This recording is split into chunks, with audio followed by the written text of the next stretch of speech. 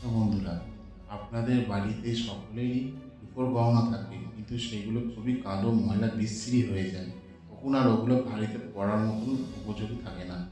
কিন্তু দোকানের মতো কীভাবে আপনারা সেটা পরিষ্কার করবেন, আজকে আপনাদেরকে দেখাবো। আপনারা আপনাদের গহনাগুলি আগুনে ভালো করে পুড়িয়ে নেবেন, ময়লাগুলো যাতে পুরো পুড়ে যায়। দেখুন আমি কীভাবে করাচ্ছি।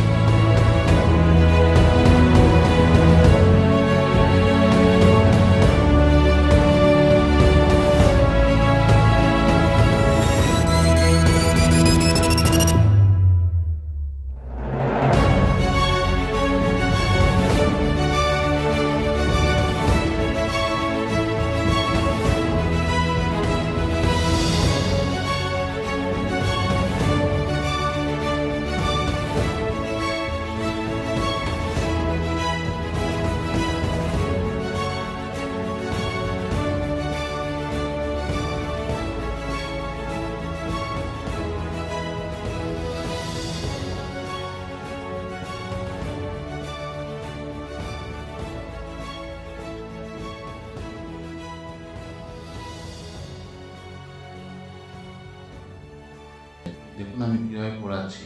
পোড়ানো হয়ে গেলে বাজার থেকে খুবই সহজে একটি ফল বিক্রি হয়, এটার নাম হচ্ছে রিটা ফল। এই ফলটি আপনি বাজার থেকে খুবই সহজে পেয়ে যাবেন। এই ফলগুলিকে ভালো করে আপনারা পুড়িয়ে নেবেন, দেখবেন পোড়ানোর সাথে সাথে ওখান থেকে ফেনা বেরোতে আরম্ভ করবে।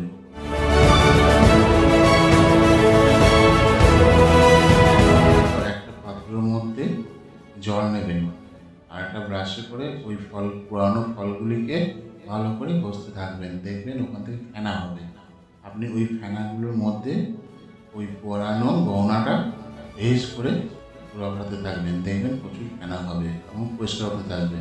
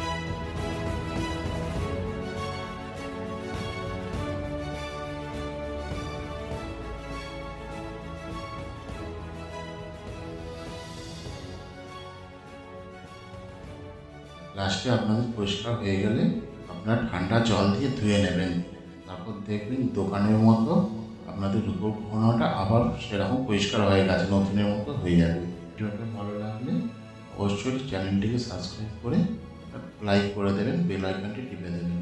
নমস্কার।